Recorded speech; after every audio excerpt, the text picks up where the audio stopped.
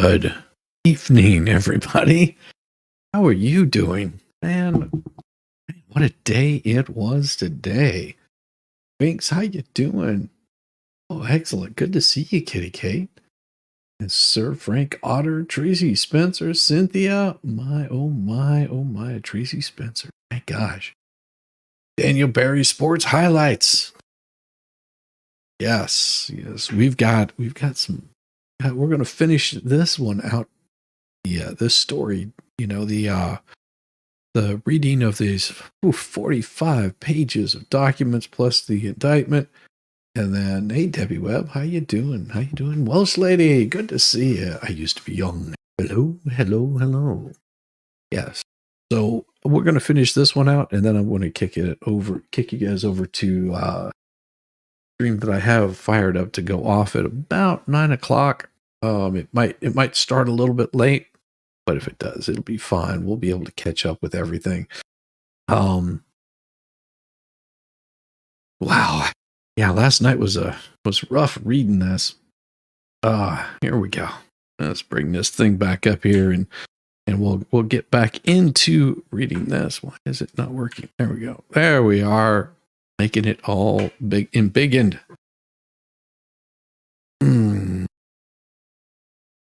So Birchmore, because your kids should matter. Late August, you're truly the worst person on the face of the earth. After the foregoing conversation, Birchmore threatened to expose the truth about Farwell's prior sexual abuse. I think we got through all of that. And it's on December 29th, 2020, Farwell and Birchmore met to talk in person. After this meeting, Birchmore sent a farewell text alluding to a physical encounter into the world of depravity. Probably close to that. No, we're just going to watch Camel Toe's first interview. It made me really uncomfortable and stressed out and scared when you were next to me because I thought you were going to hit me after you said what you said and took things out of my hand. That's why I was crying. I know you wouldn't, but it still scared me. At least 3 witnesses have disclosed that in the weeks before her death, Birchmore told him that Farwell was physically violent. And I think we already read all of that. And I think we got a little bit further around. The increasing pressure on Farwell in June 2021. The pressure on Farwell increased as the result of Birchmore's pregnancy. Tried to communicate with Farwell.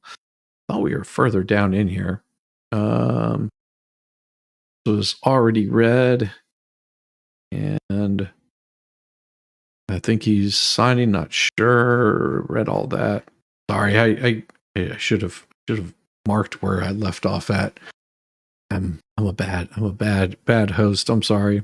Yeah, this was person 9. And so he was increasingly getting more and more violent with her. This was the Birchmore sent Farwell a text message indicating that when he arrived at her apartment, the door would be open for him. This is the last known outgoing message sent from Birchmore's cell phone. Surveillance video shows Farwell entering Birchmore's Canton apartment building at 9:14. In the surveillance video, Farwell is wearing street clothes, a hoodie with hood up, face mask is similar to medical face masks that many people use during the COVID-19 pandemic. We're here for you, chat. Welcome in. Trigger warnings everywhere. Yeah. I've reviewed. Okay, so I'm pretty sure this is where I left off. On February 4th, Canton police officers conducted the well-being check. Yeah. Reviewed the crime scene photographs that depict Birchmore wearing the same clothing that she was wearing when she was seen on video entering her apartment on February 1st, 2021 at approximately 5:33. This is consistent with Birchmore having died later that same evening. According to police reports, when Birchmore's body was found, her cell phone was on the floor, located approximately 12 inches from her right hand and 6 inches from her bent right knee. February 1st, 2021, I've reviewed the report regarding state police detectives' interview of Farwell. Farwell.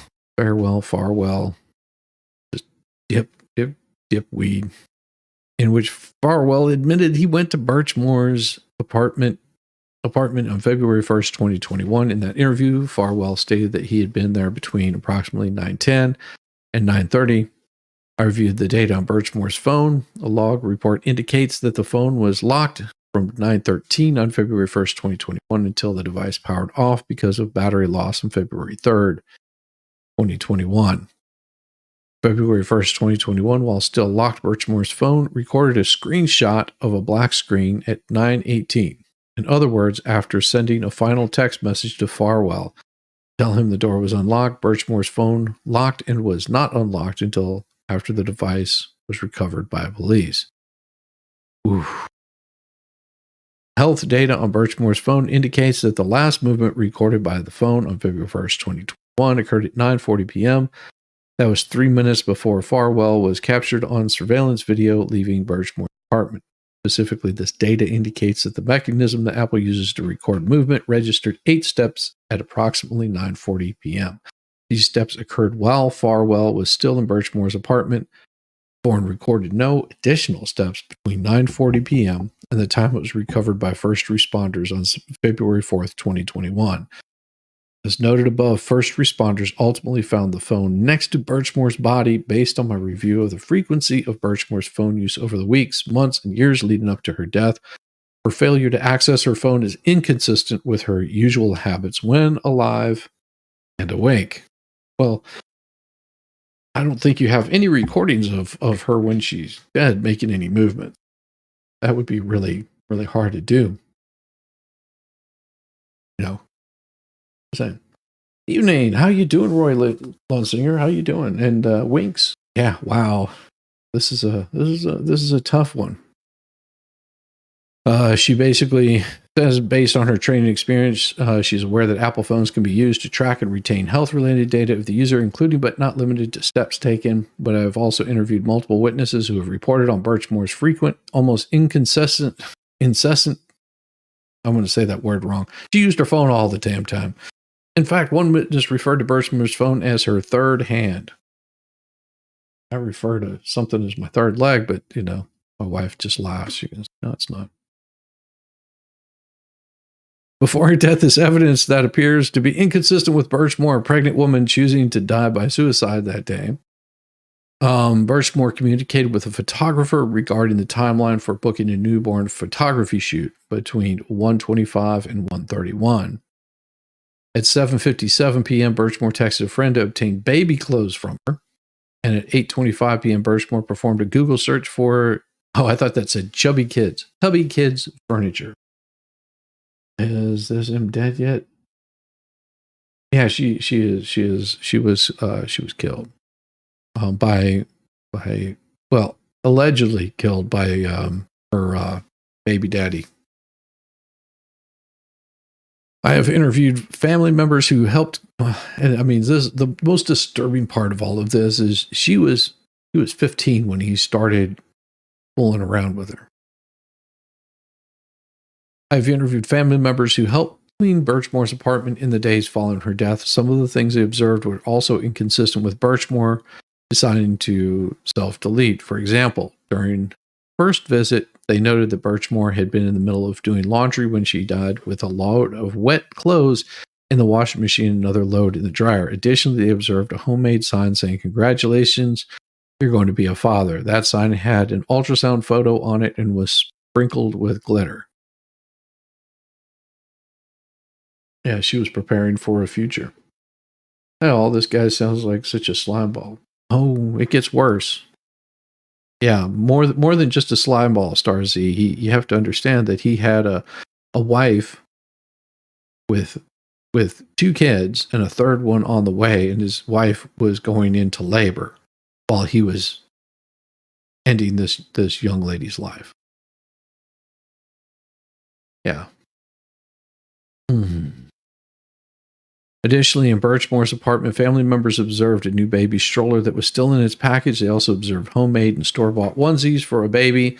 One onesie read, "We're going to be parents," with a set of footprints underneath. Birchmore had packages that had been delivered recently, including clothing and other supplies for her baby. Birchmore had ordered items shortly before her death, and packages continued to arrive in the days following. Finally, family members found a necklace that belonged to Birchmore lying on the floor of her bedroom. This necklace consisted with a thin gold chain with a pink flamingo charm. The family members observed that the necklace's chain was broken, but not at the clasp. There was also a large clump of hair on the chain. From my review of the crime scene photos, I observed that while the strap was still around Birchmore's neck, the necklace was broken and hanging from the left side of her neck. The necklace's charm was on the right side of her abdomen. Autopsy and medical evidence. An OCME pathologist herein, the medical examiner. That's what they meant to say in the first place, was medical examiner. Performed an autopsy on Birchmore's body. The medical examiner determined that Birchmore's cause of death was asphyxia by hanging. Yeah, so I was reading the indictment yesterday, Roy.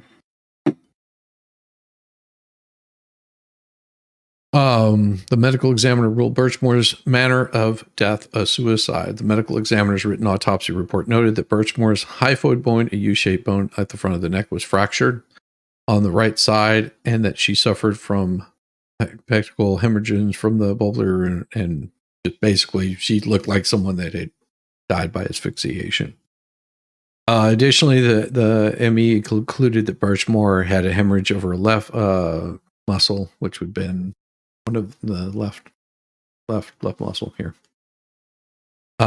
Medical examiner autopsy further confirmed that Birchmore was approximately 8 to 10 weeks pregnant at the time of her death. The autopsy included toxicology testing. The results of the toxicology test were negative for all substances except for sertraline, which was likely explained by the antidepressants that she had been prescribed. I don't know. Can you be on antidepressants whenever you're pregnant? I'm just curious. As part of this investigation, the government retained Dr. William Smock as an expert to independently review the crime scene photos, autopsy photos, and the medical examiner's autopsy report. Dr. Smock is an emergency medicine residency and forensic fellowship-trained physician with more than 40 years of experience. It says in my review of Birchmore's phone data, I noticed several of photos of Birchmore in which she was wearing this necklace. Okay. With 40 years of experience in the forensic evaluation of injuries, crime scenes, and the forensic evaluation and reconstruction of wounds, including asphyxiated-related deaths. Zoloft. I don't know. Antidepressants. I'm not sure if you're able to have those whenever you're, with child, but I don't know. I mean, I don't know these things. Medical director of the EMS services, physician, basically given his credentials, he's treated and valued $1,000. Okay. We'll get down to his review. His review of the evidence, Dr. Smock has made several observations and conclusions that call into question the prior finding that Birchmore's cause of death was suicide, and instead further confirmed that Birchmore's cause of death was homicide. First, Dr. Smock concluded that the fracture of the right superior horn of Birchmore's hyoid bone is not consistent with the position in which the first responders found her sitting. A sitting hanging is called an incomplete hanging, means only partial body weight is applied to the neck ligature. Dr. Smock's reviews of the hundreds of casings of hangings in the forensic medical literature found no reported cases of hyoid bone fractures in seated women. Fractures to the hyoid bone are more commonly seen in strangulation, assaults, and in hangings with full body weight applied to the ligature, but not just sitting down. Second, Dr. Smock noted that during the autopsy, a pattern imprint was documented on Birchmore's right upper chest. The pattern imprint was the consequence of a buckle or buckles from a ligature strap being forced downward onto Miss Birchmore's chest. The presence of this pattern imprint is not consistent with a ligature hanging. Rather, the presence of the pattern is consistent with blunt force trauma from an assault.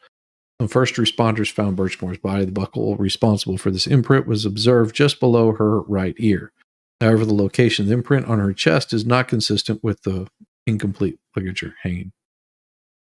Third, Dr. Smock reviewed the autopsy photos that depicted Birchmore with areas of skin missing from the inferior and lateral aspects of her nose, consistent with abrasions. These types of injuries are commonly seen in cases of suffocation when the victim moves their nose back and forth in an effort to breathe. Oof. Kenton PD seems to be a mafia family. Okay. See, Purple Smoke says you had to come off of it whenever you were pregos.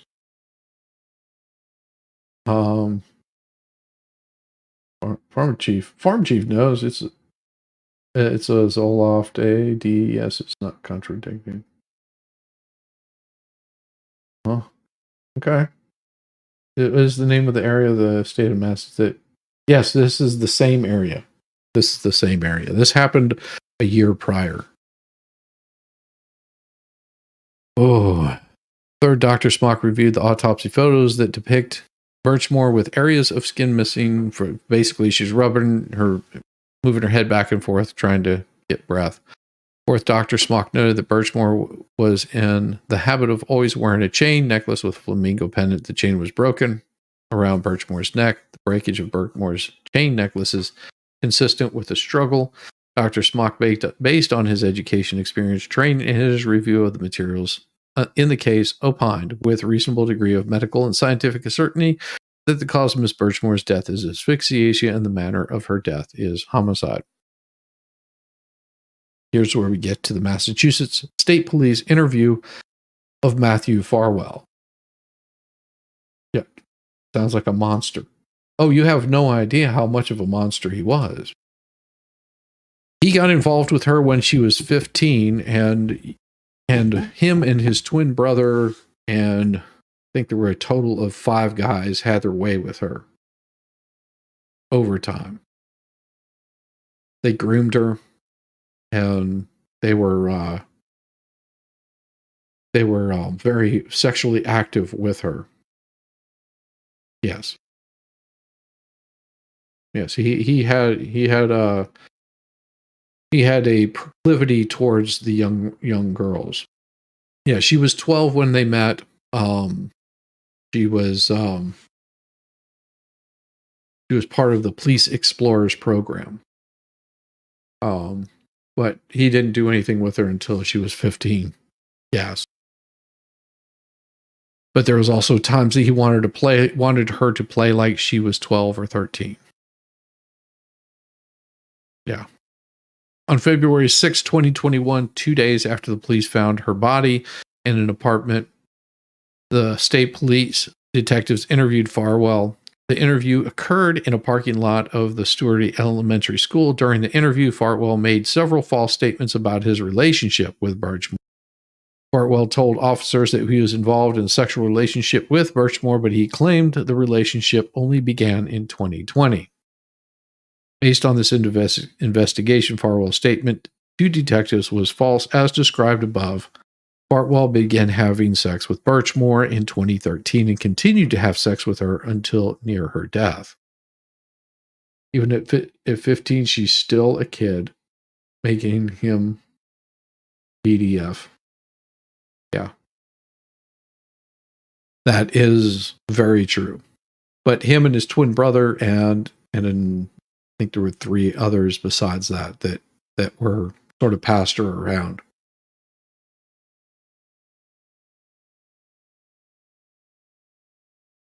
Farwell told detectives that he had only had sex with Birchmore 2 or 3 times in the previous year. The statement was also false.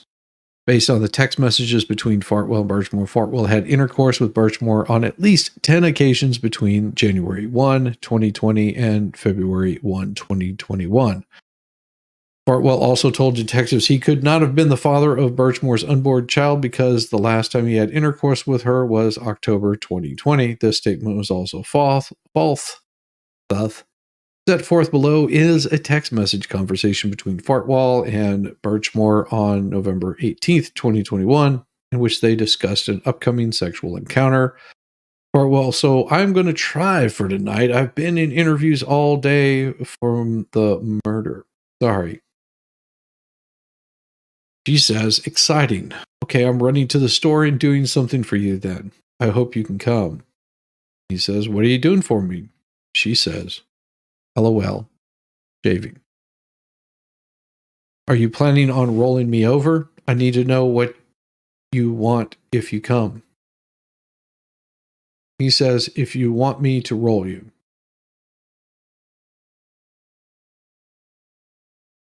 He says, would you want me to use a condom if I roll you? She says, I don't have any. I never picked any up. She also says, do you want me to just take what you do or try and say no? I know being told no is your favorite. He says, say no.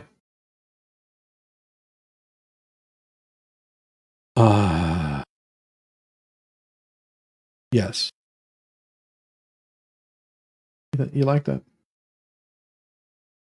Yeah, the mind fuckery grooming takes years. It starts with little tests to see if they will tell. I'm curious whether anything comes out of John O'Keefe was working in the S offenders unit, and a year later he's not with us. Just your speculation. So sick, man. Yeah.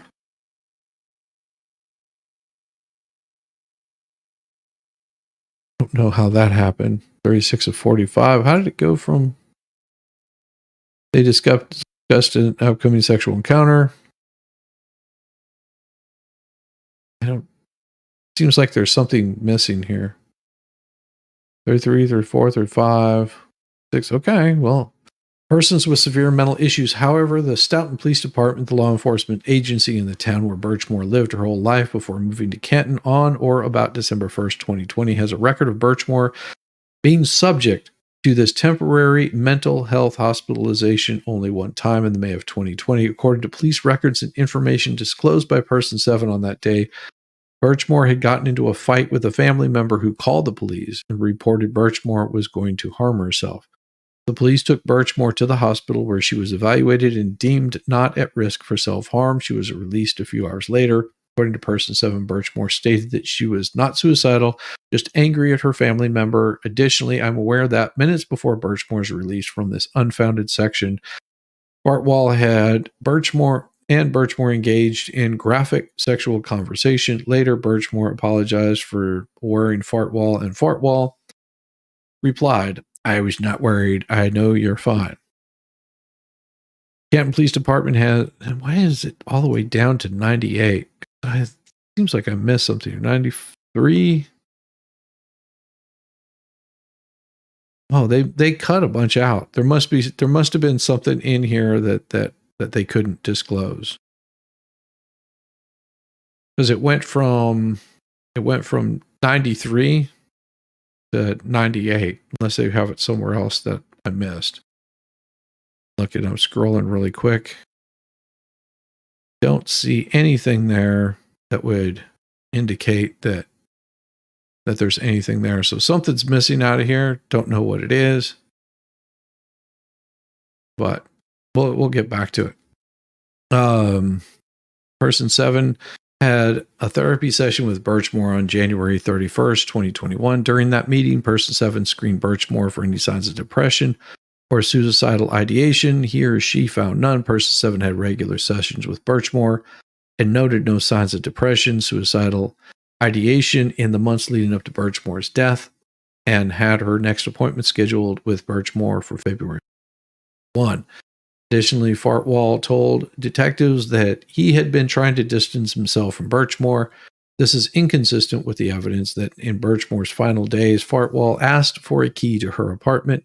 I've also reviewed a text message from January 28th, 2021, just days before Birchmore's death, in which Farwell told her that when he came over that night, he would give her hugs. In that same conversation, he told her that he may not be able to visit her because he was at a death, but that it was all good because we do them all the time.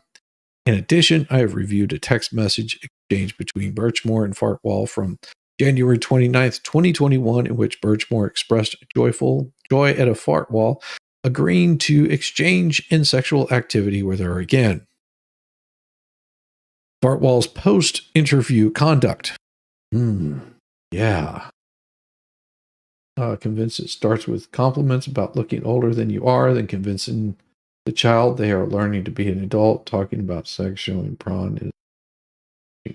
Yeah. It's okay. I'm sorry. Like I said, if you're triggered by this, then you know, just come back at 9. This will be very disturbing. I do have warnings up for everyone. Read it out already. He was aware, would delete if necessary, just one that got away. You know the score. Yeah. I know that Wham Bam. Hiya. Good to see you, Stacy. I'm not trying to ignore you guys. I'm trying to get through this horrible events that led up to this young girl losing her life.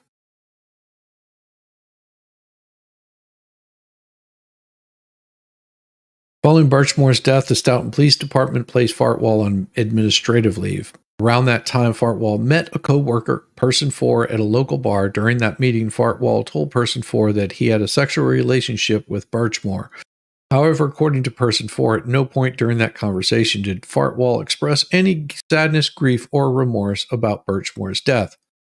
Farwell told Person 4 that he was angry with MSP for looking into him. At some point during the summer of 2021, Person 4 attended a social gathering with Farwell, during which Farwell participated in a joke about Birchmore being hung on a door. Damn.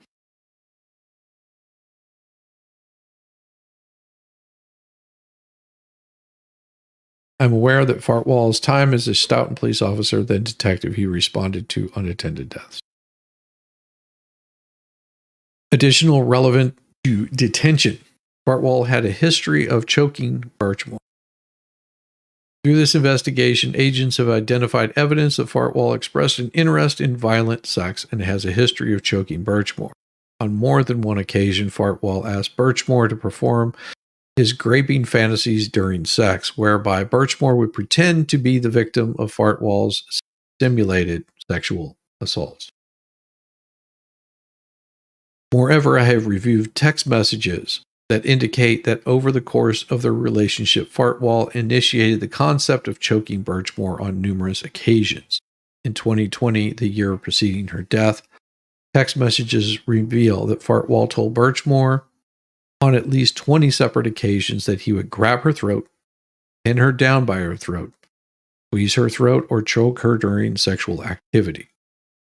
These messages were sent on the following dates, and so it's quite a few, as you can see, quite a few there.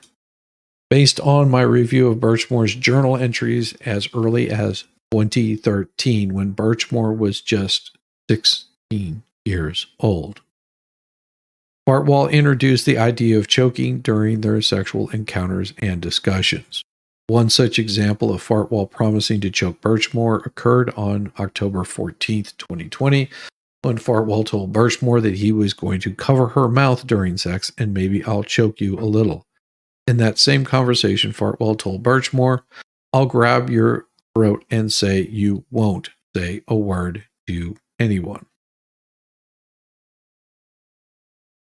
Hey, Heidi. Hey, Roxanne. On October 15th, 2020, Farwell told Birchmore that during their next sexual encounter, he was going to grab her throat and say, shut the F up now or I won't pull out. On November 13th, 2020, Farwell and Birchmore again discussed this choking. In that conversation, Farwell told Birchmore, maybe I'll hold you down by your throat while I pound you. He asked how tight he should squeeze and then stated he wanted her to feel like, OMG, this is really happening and I can't stop it. I'm trying to be dispassionate here, but it really just wants me to reach out and beat the ever-living pulp out of this guy. Because he's been grooming her up to this point. Yeah, I'm sorry if I don't personally greet you guys. It's not because I'm ignoring you. I'm trying to get through this without punching my computer screen to smithereens. Birchmore's journal entries from 2013 to 2020 detail a continuous and sometimes violent sexual relationship with Farwell. Birchmore often journaled about Farwell using sex acts to punish her. According to her journal entries, Farwell would engage in forceful oral, vaginal, anal sex acts to punish her for her mistakes, such as getting bad grades, having intercourse with other people, and failing to share her cell phone location with him. Because, yes, she was having sex with his brother and a few other officers.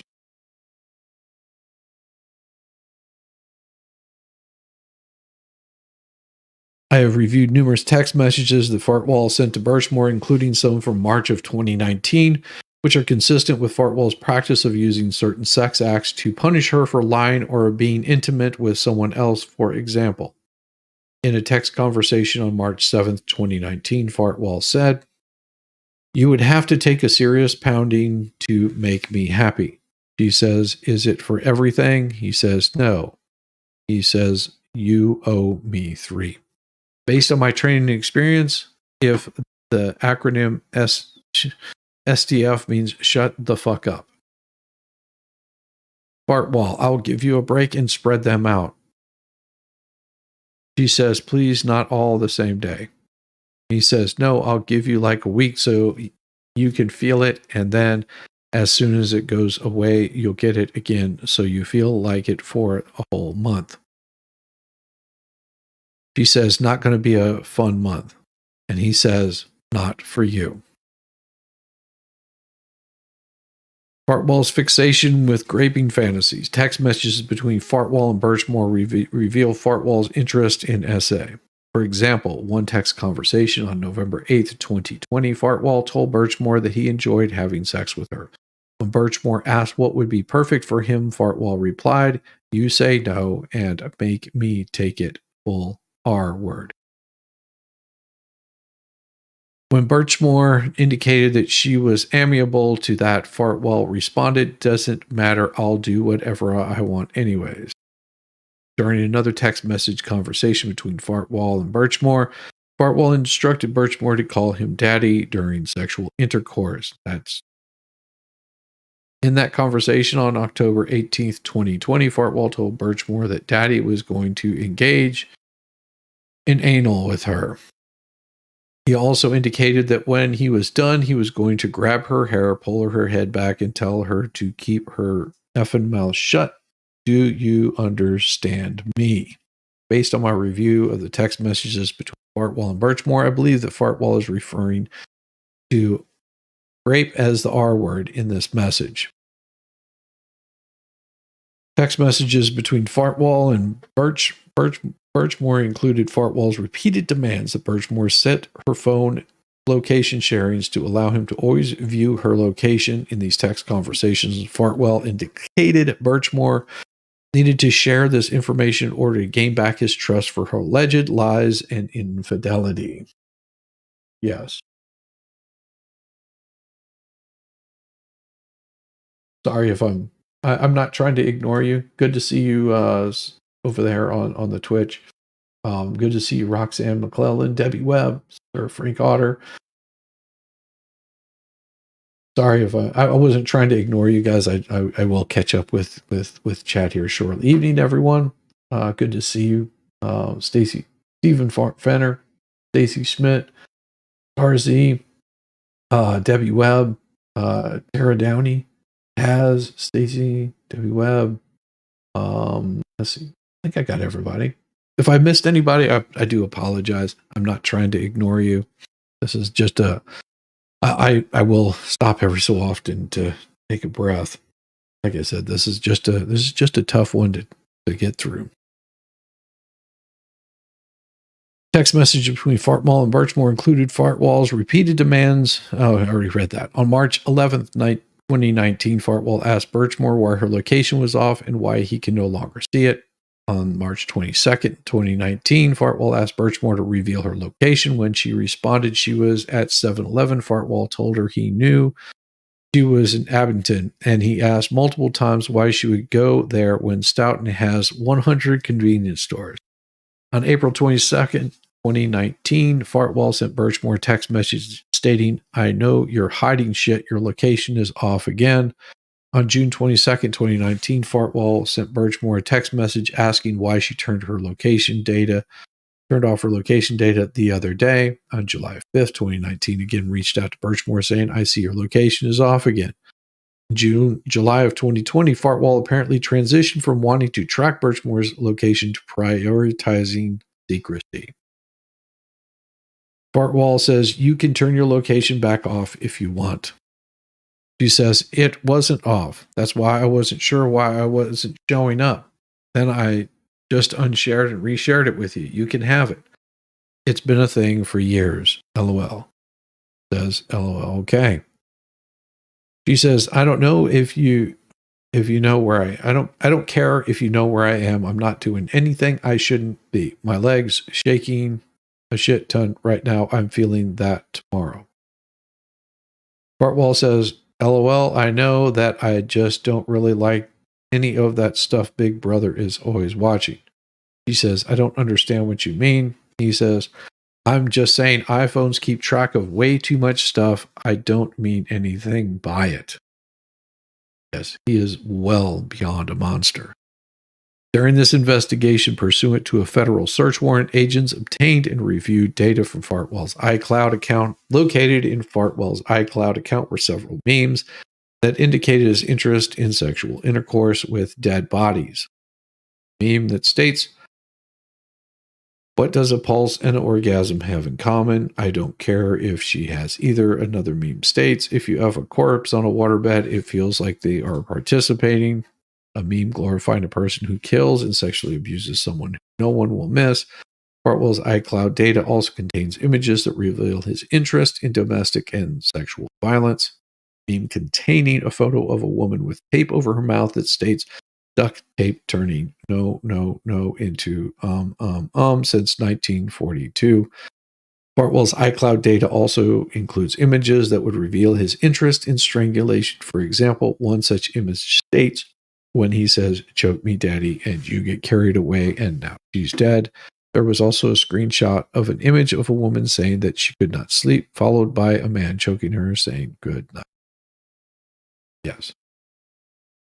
This is the kind of sick thing that he had going on through his mind. Sadomasochism, yes. Farwell's efforts to conceal his crimes. On February 9th, 2021, after giving his personal cell phone data to state police detectives, Farwell used his Stoughton Police issued cell phone to make and delete 2 Google searches. First, Farwell searched for and deleted, can delete iMessages be recovered by Cellbrite. He then searched for and deleted, can you revoke consent in Massachusetts? I have identified text messages between Farwell and Birchmore in which Farwell directed Birchmore to destroy evidence of their sexual relationship, such as on March 11th, 2019, Farwell sent Birchmore a text reminding her to make sure you clear all this out. On March 19th, 2019, Farwell sent Birchmore texts about his desire to use sexual violence and pretend to grape her. At the end of this conversation, Farwell sent a text indicating that he was going to bed and instructed her to clear out this text. On June 5th, 2019, Farwell directed Birchmore to make sure all of their text messages and Facebook messages had been deleted. There was also a text message between Farwell and Birchmore in which Farwell directed Birchmore to destroy evidence regarding the beginning of their relationship. This would be the evidence of Farwell's effort to coerce and entice Birchmore to engage in sexual intercourse when she was 15 years old. Wish we had just done it for real the first time. She says, I know you do, baby, with a sad face emoji. He says, it would have been perfect. She says, yes. Was it still perfect the first time? He says, of course it was, baby. She gives a smiley emoji. He says, I'd never thought you would let me. She says, I never thought you would. He says, I wanted it so bad.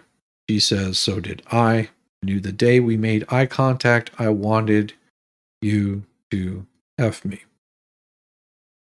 He also says haunted. Farwell says, you should have told me. We could have F so much sooner. She responds with a smiley emoji. He says, clear that out part out, baby. She says, I did. He says, good girl. The remainder of this page is blank. The conclusion is the information set forth supports the government's motion to detain Matthew Farwell pending trial in this case, sworn under the pains and penalties of perjury. This was her signed affidavit. I think that's a she. I believe that. That's a female writing that. But there's more. This is the actual indictment. The indictment isn't very long, so I'm not going to belabor it. And then I will chat with you for a little bit, chat. All right, there we go. So this right here is him being indicted by the United States of America versus Matthew Farwell, defendant. Count 1, witness or witnesser of a witness or a victim. At all times relevant to this indictment, general allegations. Between on or about March 27th, 2012, on or about April 1st, 2022, defendant Matthew Farwell. Herein, Farwell was a sworn officer of the Stoughton Police Department in Stoughton, Massachusetts. In his capacity as a Stoughton police officer, Farwell also served as an instructor for the Stoughton Police Explorers Academy, hereafter known as the Police Explorers, in which it was a vocational educational program for local youth. Police Explorers was designed to enable youth participants to learn about law enforcement careers. It names her as the victim, born in May of 1997.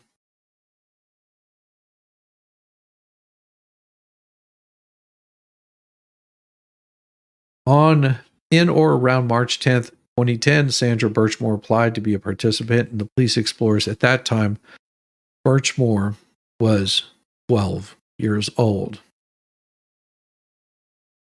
She began participating in the program in or around the spring of 2010 and remained in the program through in or around 2016.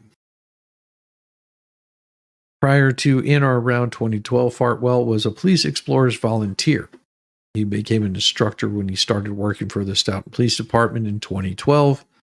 Before Birchmore attained the age of 16 years old, Farwell engaged in sexual intercourse and other sex acts with Birchmore.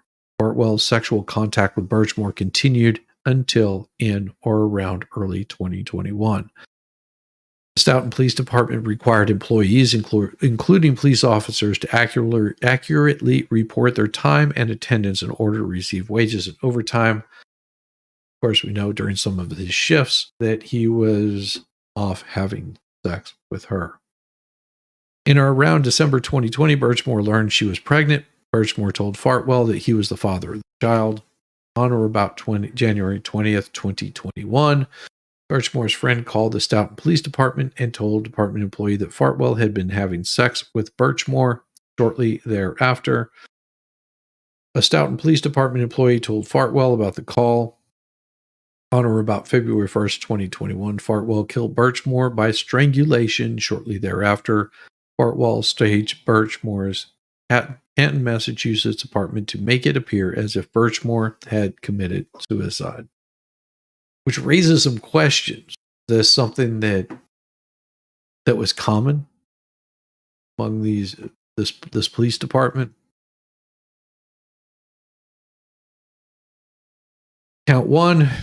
This is just the grand jury indictment. The grand jury realleges and incorporates by referencing the allegations in paragraphs 1 through 8 in this indictment on or about February 1st, 2021 in Canton, the District of Massachusetts. The defendant, Matthew Farwell, did kill Sandra Birchmore, a person known to the grand jury with malice, afterthought, willfully, deliberately, maliciously, and with premeditation, and with the intent to prevent the communication by any person to law enforcement officer of information relating to the commission, possible commission of a federal offense, to wit, commission or possible commission of federal offenses, of deprivation of rights under color of law, violation of such. True Bell, signed by a foreperson, also co-signed by the Assistant United States Attorney's District of Massachusetts, and was signed in by the deputy clerk at 12:36 p.m.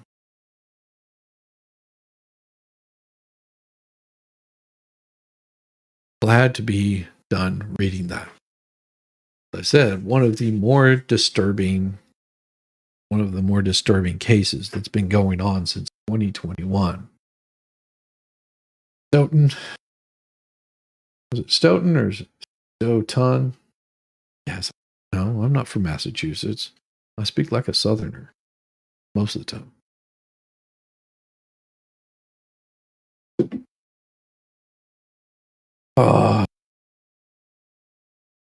Everybody.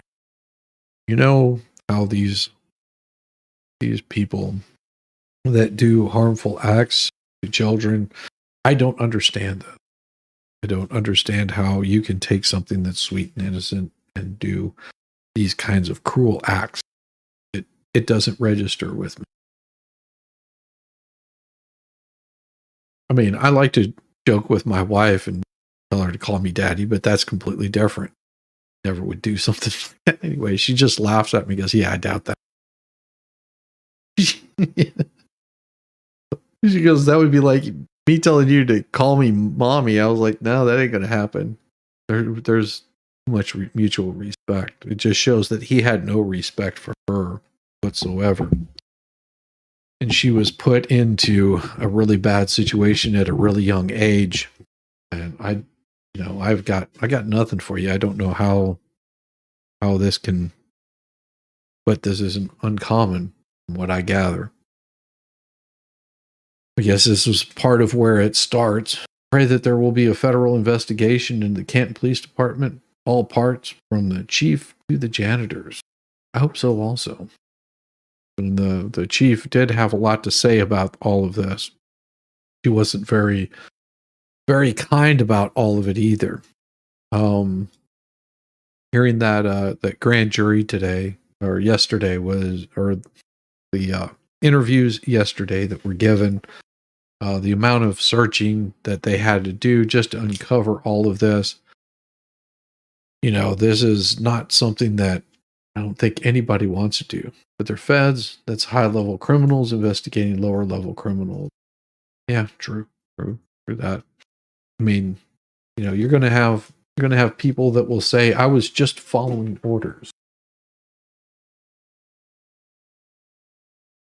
I'm not all about, you know, sitting there. You know, there are going to be good cops. There are going to be bad cops. It happens in life. Just like you'll have good mechanics, bad mechanics, good YouTubers, bad YouTubers, bad chat, good chat.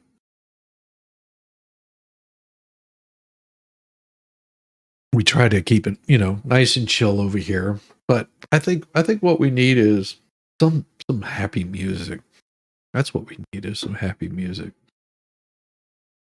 Ted Gates used to peer counsel, some psychology edu along with your me. Let me see. Oh wow, very cool. Life was part from what my children and I went through before leaving 17 years ago. Wow. Chat never calls you daddy. There's probably a reason for that. So this is heartbreaking. How could no one know? Susan, this is the problem. If he's and this came from what Welsh lady was saying earlier. Reason nobody knows about this is it's a gradual thing. I think it was Welsh lady that said this. I was paying attention to some of the chat. That he was doing this piece by piece. He was putting little tests in front of her to see if she would tell. You know, things that were not as easily discoverable. You know, tell her something in confidence. If it came back to him, then he would he would not mess around. From what I understand, that she wasn't the only girl that was involved with some of the police officers there. There may have been more. I don't know that for a fact, but I know that every single one of those were under investigation. I would hope that they conclude that investigation and do something about those.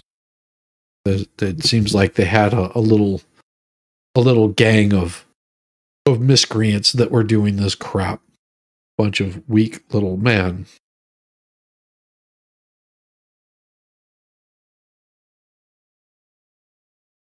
Oh yes, you be careful. Decades ago, you said, "This is so heartbreaking. How could no one know?" Others have gone through this worse, like Sandra. Yes, there's. I'm sure that they weren't the only ones. What beverages is she drinking this evening? Oh, I'm just drinking a nice cold beer tonight. Yeah, it's a high quality beer, like good one. How long did the investigation go on? Until he was indicted and arrested yesterday. Yesterday? Yeah, yesterday. He was arrested. They had SWAT on him, and he was arrested and taken off in the handcuffs. They were not very kind about it. Drinking Yingling light. Yeah, I can't do Yingling. It's too watered down for me. That's me though. I like a little more meat to my alcohol.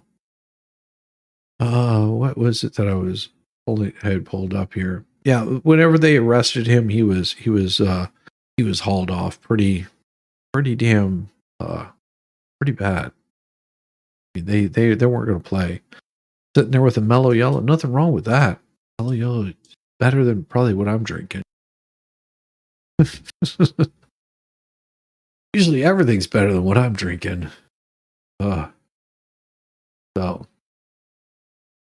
Debbie Webb, if you see this, I'm sending prayers your way. Oh, that is so kind of you.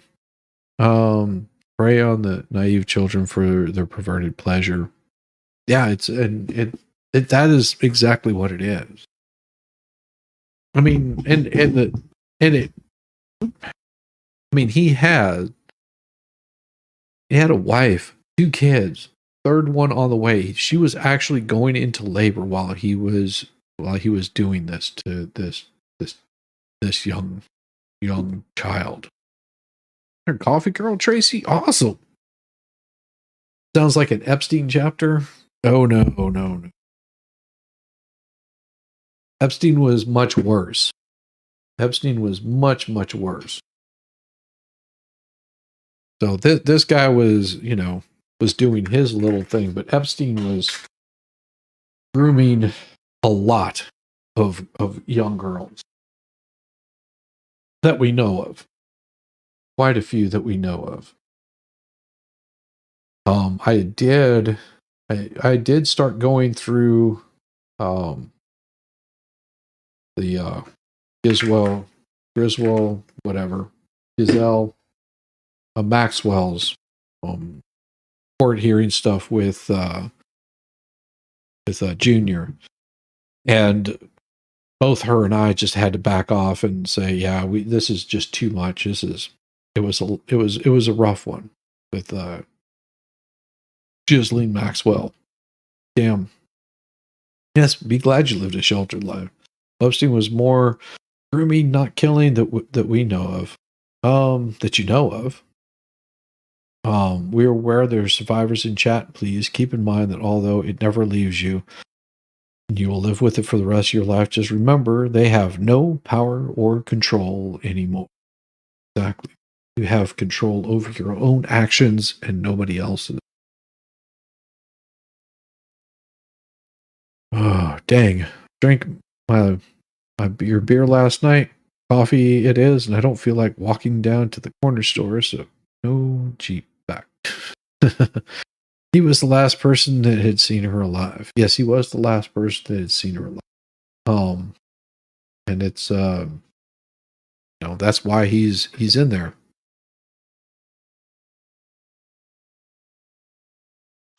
But what we need is that's right. Somebody did send me a song today. Let me pull that thing up. That was pretty cool. And see where that is. Gmail. Yeah, they sent it to my Gmail account. Pretty neat. See if I can bring that thing up. This was from Sir Frank Otter. So it was pretty damn awesome. Open this thing up for you guys. And I want to show it to you guys. You've taken that back from them.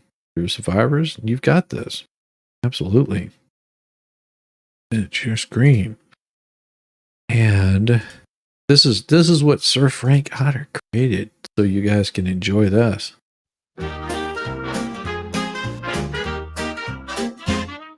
Cheesy on the mic, he's feeling the beat. Chat full of chaos, can't find his seat. Toy Welsh lady laughing through the night. Heidi and Zach all ready for the fight. Roy's cracking jokes, others got the puns. Cynthia's dancing, they're having fun. Shizzy's in the groove, ready for a ride. Viewers going wild, taking it in stride. Shizzy and his gang making some noise. Oh yeah. Dancing in the spotlight, can't hear their own voice. Crazy viewers rocking all around the place. In Shizzy's funny world, there's no empty space. Toy with the twist, Welsh ladies grin. Heidi's whirlwind, Zach's mischievous spin. Roy's roar and laugh, Otto's playful dive. Cynthia keeps it grooving, everyone's alive. Roy's cracking jokes, others got the puns. Cynthia's dancing, they're having fun. Shizzy's in the groove, ready for a ride. Viewers going wild, taking it in stride. Shizzy and his gang making some noise. Dancing in the spotlight, can't hear their own voice. Crazy viewers rocking all around the place. In Shizzy's funny world, there's no empty space. Hey, I have a story. Twist, Welsh ladies grin. Heidi's whirlwind, Zach's mischievous spin. Roy's roar and laugh, Otto's playful dive. Cynthia keeps it grooving, everyone's alive. Toy with the twist, Welsh ladies grin. Heidi's whirlwind, Zach's mischievous spin. Roy's roar and laugh, Otto's playful dive. Cynthia's each funny world, there's no empty space. Night comes to an end, lights start to fade. And the Charleston with crossing knees thing, yeah. The echo of laughter forever is made. Shizzy and the chat, a family in disguise. Together they create life's sweetest surprise.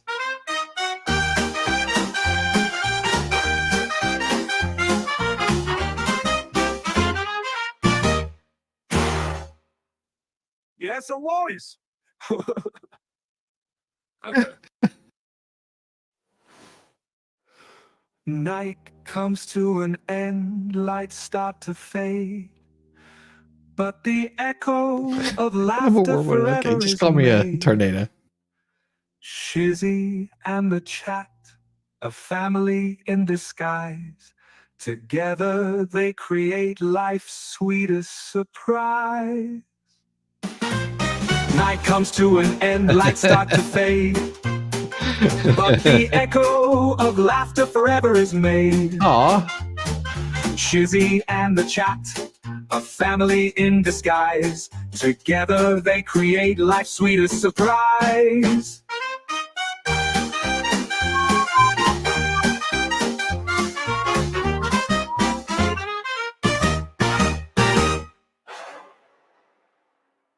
Oh, neat. Very neat. But they will let him out. No, this guy's not going to be let out, and he's not even eligible for well, that they'll probably have a probation hearing, or to, what do they call that? They'll probably have a hearing to see if he can qualify for bond, but they've already they did a update, which I read first. That was the first thing that I read to that indictment, and it basically calls for him not to have any bond whatsoever because he's a flight risk and that he may be a danger to other people. So they basically they're being very hands off. It's no, it's hard to tell, Starzy. That really is. That is really hard to tell. You don't know. No, he won't have any bond. That for a capital offense. Also, him being a former cop, former military, explosives expert, and all these kinds of things. I doubt that they will let him out until he goes to trial. Now, as I've said before, you're innocent until proven guilty. I mean, me personally, I consider him to be guilty, but I'm also not one of the jurors. So just know that there was a nice rap at 5 years old. He was charged with in protective custody, and he had a shower, and that was that. Yeah. Your niece was got it. Your niece was raped at 5 years old. He was charged and put in protective custody. Then he had a shower. Inmates will take care of him. Well, he's not going to be around any other inmates currently. More than likely, they've got him secluded away from general population.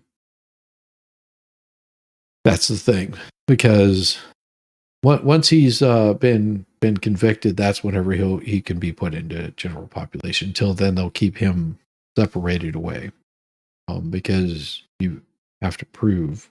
I mean, he's already conceded that he's guilty for her being underage. He's already given up on that. Most prisons keep former cops segregated into their own side. Yeah. That's I wouldn't know it's a possibility, but even former cops, I think that they may have something to say about him and what he did. I mean, unborn child.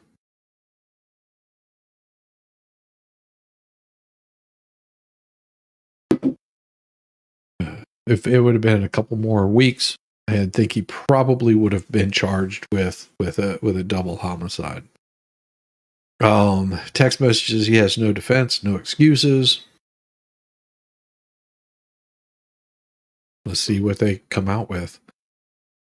I mean, like I said, he's already said that he was screwing around with her, but that doesn't, that they have to prove that he did the leading. Your daughter just came in from the pub dancing and said, "Ooh, I like this."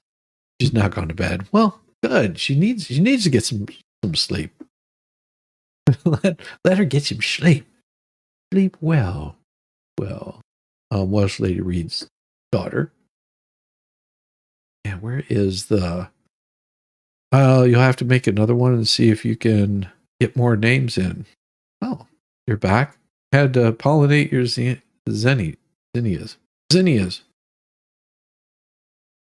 Settled. They should go after the others too if they had an ex with her underage.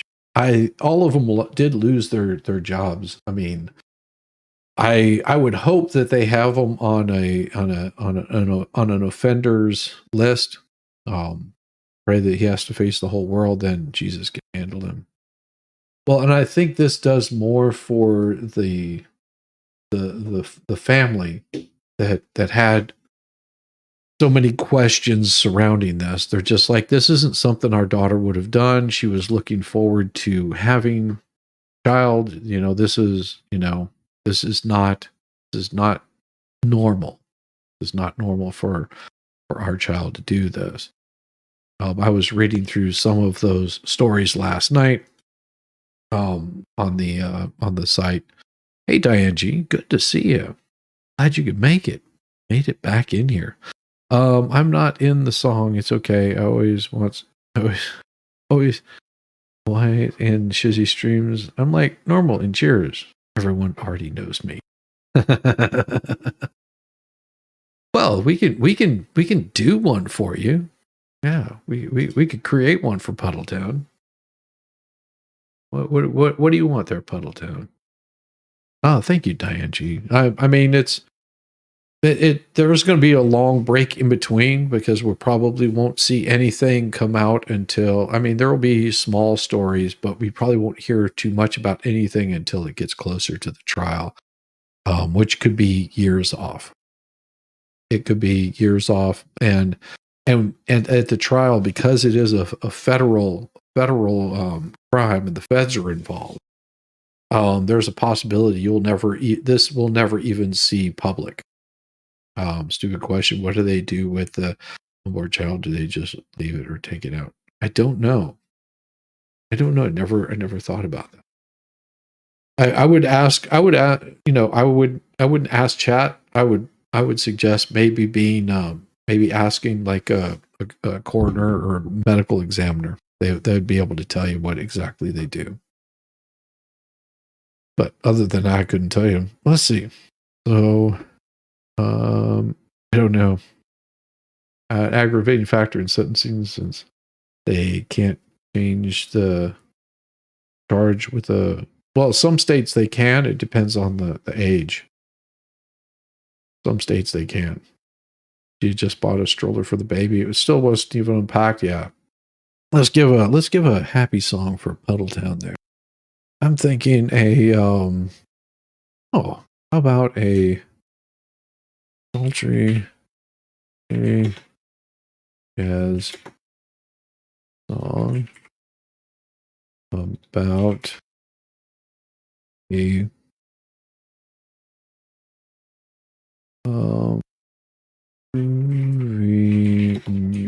musician and Puddletown. If I could spell, that'd be great. Sultry jazz song about a groovy musician named Puddletown. Go. God. Oh, some Puddletown polka? I might do that. We'll see. I miss your game tonight. Sound like Sir Frank Audio created for sure. Puddletown pelvic moves? Ooh. We'll have to do something about that. Mr. Puddletown Groove. Let's see what we got.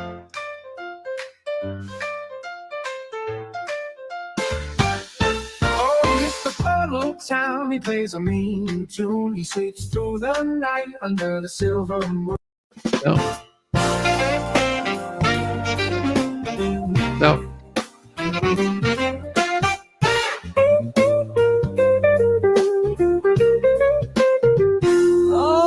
Mr. Puddletown, he plays a mean tune.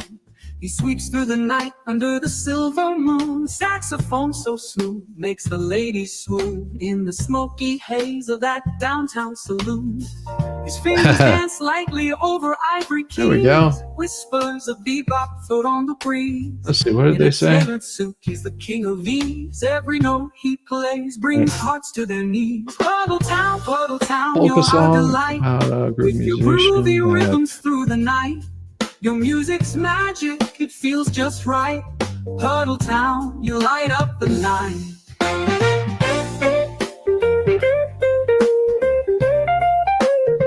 He's got a smile that's as sly as can be. A wink and a nod, setting spirits free. The crowd gathers round, oh can't you see? Mr. Puddletown's the one we all came to see. When the sun goes down and the stars align, he brings the cool, one of a kind. In the heart of the city, he's our pride. Puddletown's music's so damn. There's a groovy dude in town, they call him Puddletown. With a beat that spins around, he makes us all astound. In his flashy sequin boots, he dances in those suits with hips that never mute. He's always in cahoots. Puddletown pelvic moves. He's got the funky grooves, hands up high above. He brings the dancing love. When the sun begins to set, he dances with no fret, with rhythm in his step. He's always well adept. In the square he takes the stage, turns the night into a rave. With every jump and wave, his dance you cannot brave. Puddle Town pelvic moves, he's got the funky grooves, got the funky grooves. Hands up high above. This is the one. He brings the dance in love. You haven't heard the rest of them.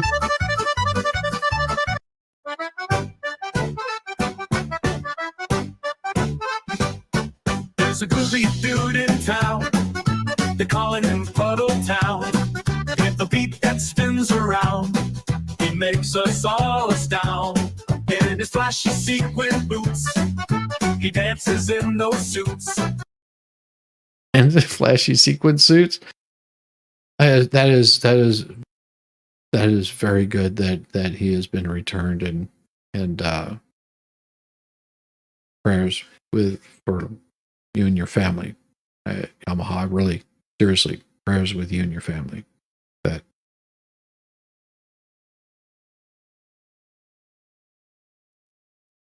definitely.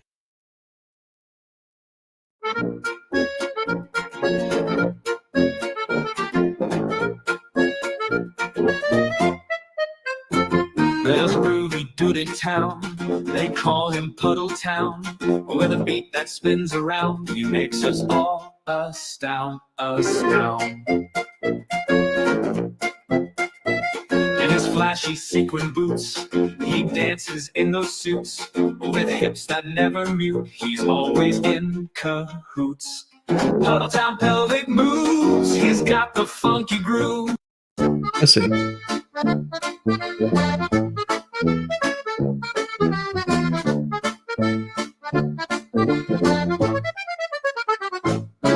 There's a groovy dude in town, they call him Puddle Town. With the beat that spins around, he makes us all astound.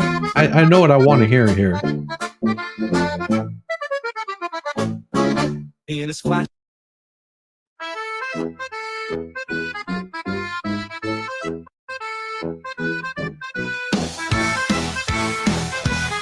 There we go.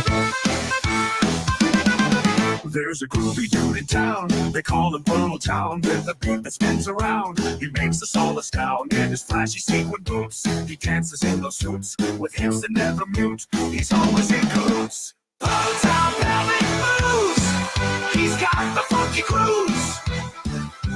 Hands up high above.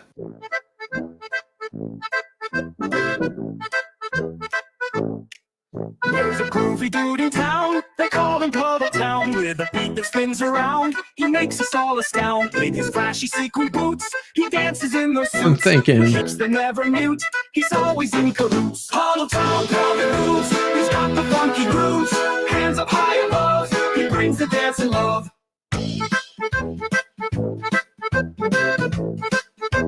Haha. I'm having fun now. He dances with no fret, with rhythm in his step. He's always well adept. In the square he takes the stage, turns the night into a rave. With every jump and wave, his dance you can't.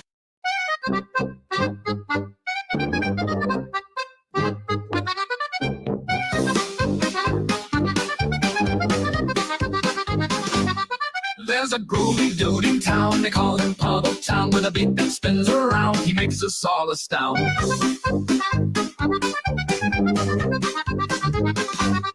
In his flashy sequin boots, he dances.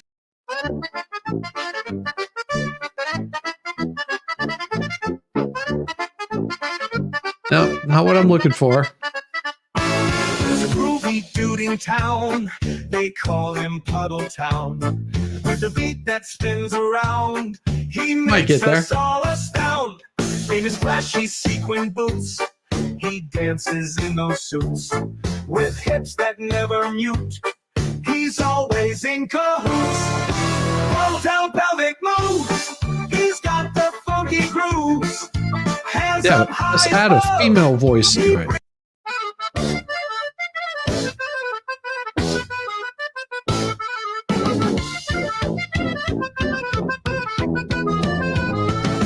There's a groovy dude in town, they call him Polo Town. With the beat that spins around, he makes us all astound.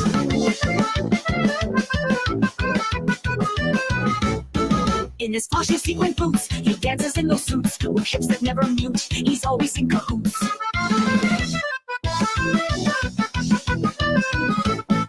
Puddle Town, Pelvic moves, he's got the funky grooves. Hands up high above, he brings a dancing love.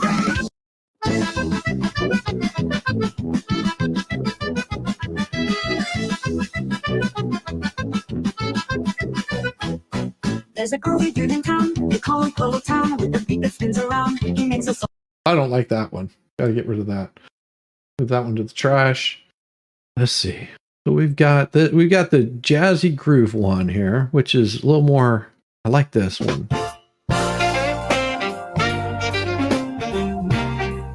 Like, it's got that. What do you think? Sounds like you're having a pop mitzvah.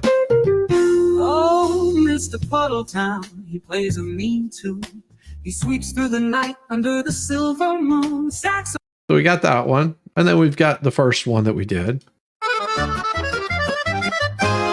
There's a groovy dude in town, they call him Puddle Town. With a beat that spins around, he makes us all astound. Oh, excellent.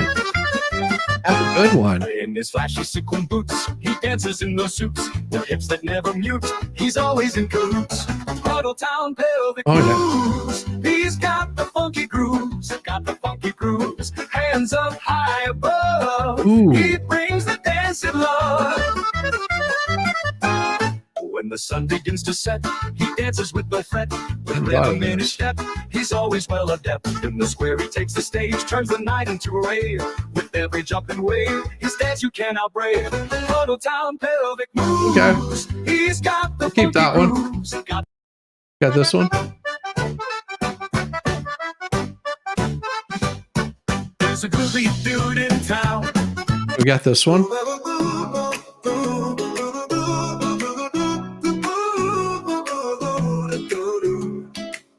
There's a groovy dude in town, they call him Puddle Town. With a beat that spins around, he makes us all astound. In his flashy sequin boots, he dances in those suits. With hips that never mute, he's always in cahoots. Puddle Town, pelvic moves, he's got the funky grooves.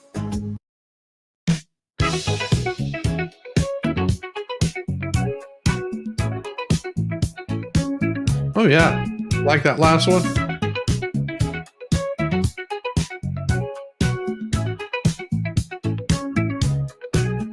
There's a groovy dude in town, they call him Puddle Town. With the beat that spins around, he makes us all astound. In his flashy sequin boots, he dances in those suits. With hips that never mute, he's always. Yeah. I like the first one of those. I like that one, and I like that one there. And let's see, we've got this one.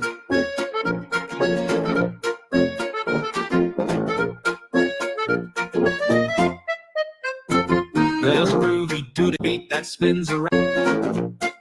Nope. There's a groovy dude in town, they call. Nope. The beat that spins around, he makes us all astound. With his flashy. There's a groovy dude in town, they call him Puddle Town. Like The beat that spins around, he makes us all astound. In his There's a groovy dude in town, they call him Puddle Town. With a beat that spins around, he makes us all astound.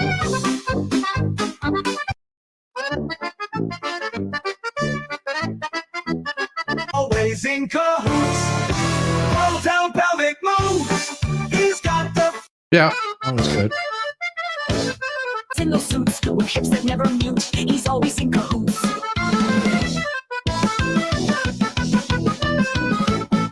Puddle Town, pelvic moves, he's got the funky grooves. Hands up high above, he brings a dancing.